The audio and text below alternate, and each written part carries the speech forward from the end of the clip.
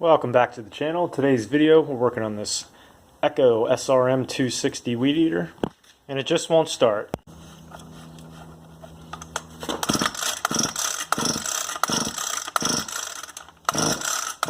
So instead of trying to diagnose what the actual problem is, went ahead and got this kit from Hipa. These maintenance kits from Hipa are really nice.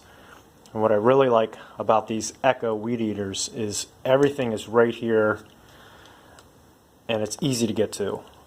So inside the kit we have a new carburetor with a primer bulb. Under that we have the gasket.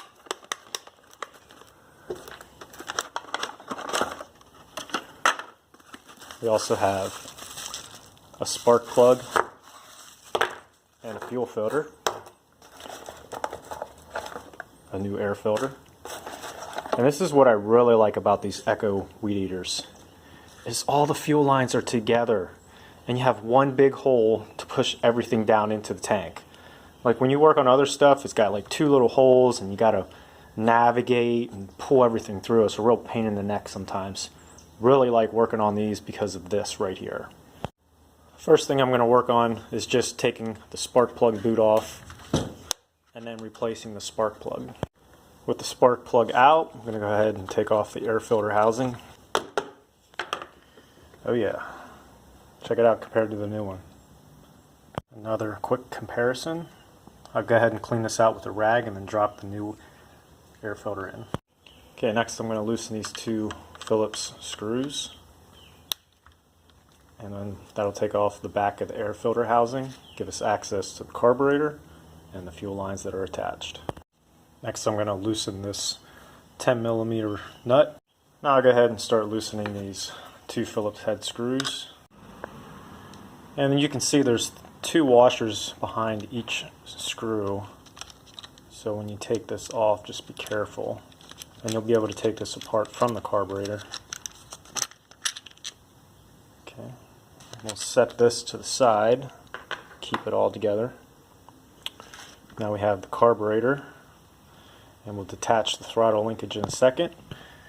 And underneath this, like I said, this is fantastic. It's got all of our fuel lines, so we can just pop this entire 3-line assembly right out of the tank.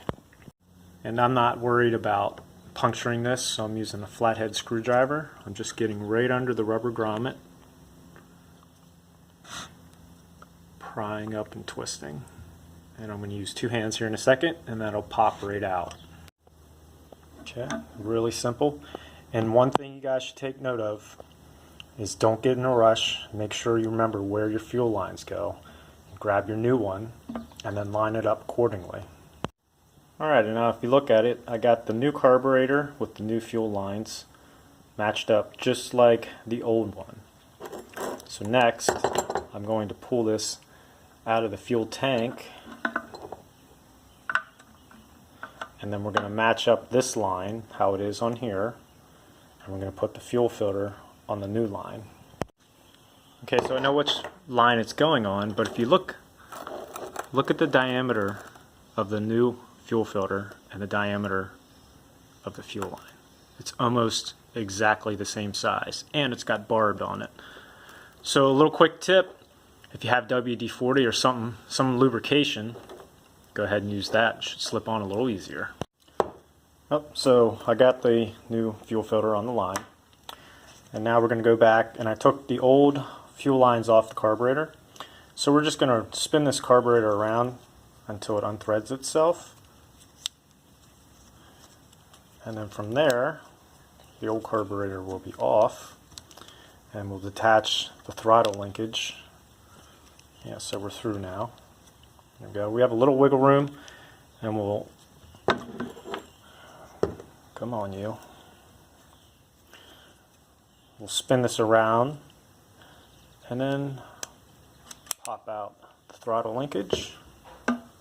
That's out. Sorry, it was a little... Yep, there goes the old one. It's tough to do this with one hand. I tried to stand before and it just doesn't work as well, so I apologize for all that shaking. So we'll go ahead and grab the new carburetor, and we'll thread that in just how the other one was, and we'll set the throttle linkage in.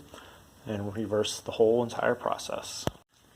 One thing I wanted to point out was this carb kit on the carburetor, this piece did come with it, so if you lost a nut, it's really nice. Or if this was a different diameter, like this fits different sizes, they ship this along, so it does give you an extra option, which is really nice. Now I didn't miss much. Before I threaded this in, I just turned this here and then dropped the throttle linkages. There is a little bump out, so the bump out will go on the right side, so this throttle linkage can drop in here, and once it is, it seats itself. And then before putting the lines into the fuel tank, you just rotate this while it tightens itself, and you get the right depth, which was right about here. So take note before you take your old carburetor off, the depth of that, but it was right about here. And then we can tighten this down. So up next, we can take off this old gasket, and it comes with a new one, so that will go there like that. And then we can set our fuel lines down inside the tank and then seat the grommet. Before I do drop these into the fuel tank, I'm going to match up the length, which is probably 1/4 inch and 1/2 inch, and snip these accordingly. So this next part is going to be difficult to do with one hand, so I'm going to explain it while holding the gasket in place. We're going to flip up the carburetor while keeping the fuel lines out of the way and sending our 2 bolts through the carburetor while holding the gasket in place and not messing up while the kitty cat is meowing. And here's the general idea. Back air filter housing with the 2 Phillips bolt, screws going through back to the gasket. And now we're going to line them up with the holes and tighten them down.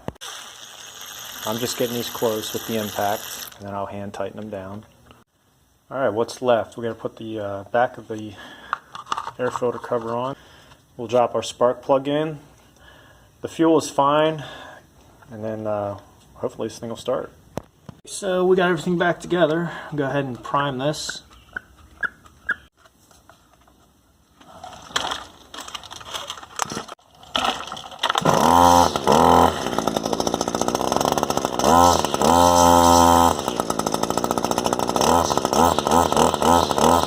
I think with a quick tune of the carb, we'll have it dialed in. I'll call this one success. So hopefully you got something useful out of this video. As always, thanks for watching. See you next time from the Neighbor Go-To Guy.